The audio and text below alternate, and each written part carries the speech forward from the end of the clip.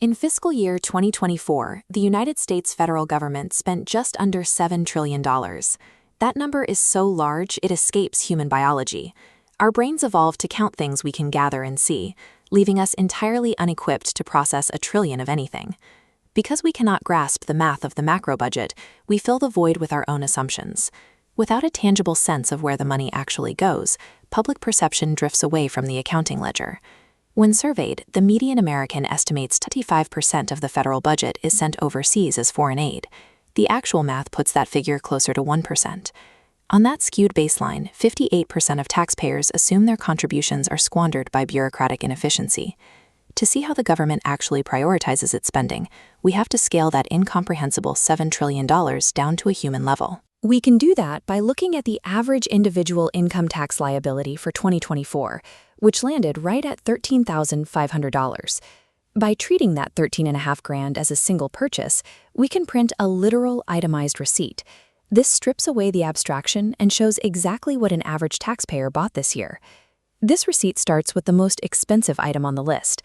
Out of that initial $13,500, $3,350 goes straight to health programs.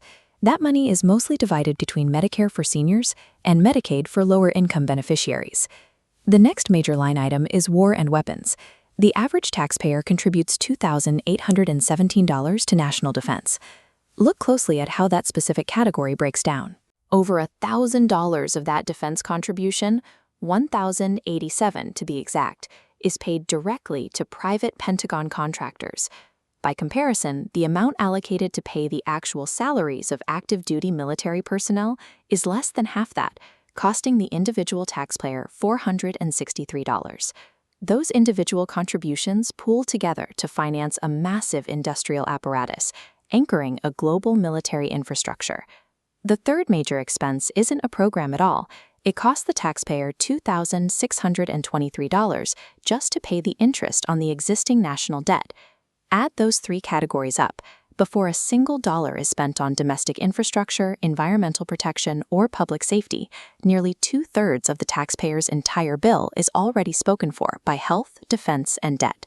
Moving down the receipt, we hit the middle tier. This is where the domestic safety net begins, starting with $844 dedicated to veterans' healthcare and benefits. Right below that, the taxpayer pays $801 for unemployment and labor programs, which includes the child tax credit. Federal funding for education, spanning college aid to K-12 grants, costs another $618. This isolated section of the receipt targets that perceived massive foreign aid budget. In reality, all international affairs and diplomacy cost the individual taxpayer exactly $176 for the entire year.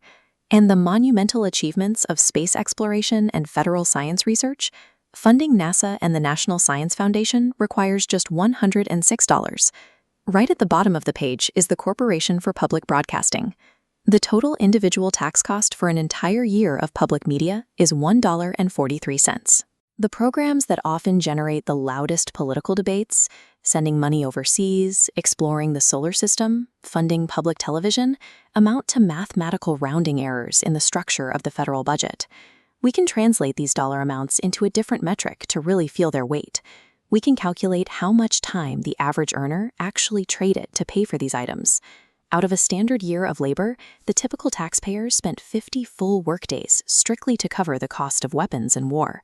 Compare that to the time required to fund every federal food and agriculture program, including food stamps and free school lunches. That took exactly 9 workdays. Paying for public broadcasting took 13 minutes. Reading the budget this way changes how people view the government. Survey data shows that once taxpayers actually look at this itemized list, the percentage who believe their money is inherently wasted drops significantly. The numbers show that the United States government operates functionally as a massive health insurance conglomerate and a defense contractor. Looking at the receipt lets us stop guessing where the money goes and start asking if these mathematical priorities align with what we actually value.